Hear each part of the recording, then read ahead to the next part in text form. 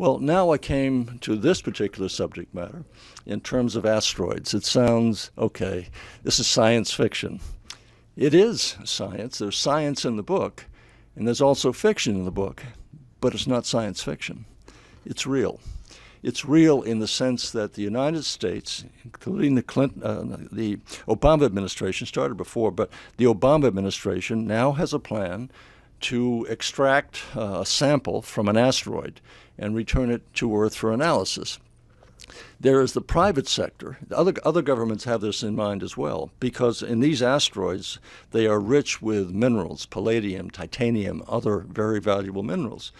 There's a private sector that's out there to say, can't we move an asteroid into a sub-lunar orbit so that we can put astronauts on that asteroid or robots on the asteroid and mine it for commercial purposes?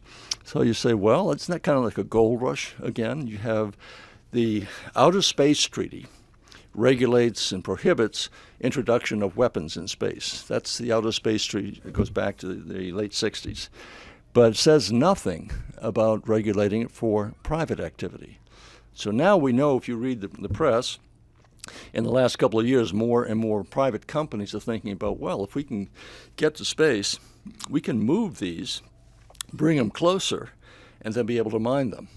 And so I decided to say, well, what happens if you happen to be moving an asteroid into a sublunar orbit, but it gets caught in what we call the gravitational keyhole, and it suddenly puts it on a collision course with Earth.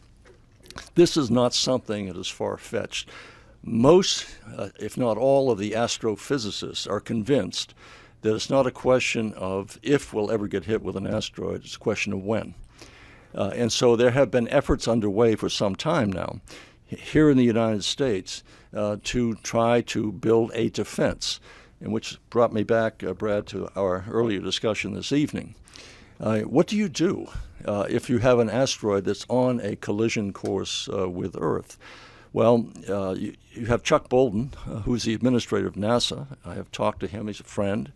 And he put me onto a couple of top NASA people who deal with near-Earth asteroids and bodies. I said, what do you do? He said, well, if it's far enough out in advance, if we can see it years in advance, we can move it.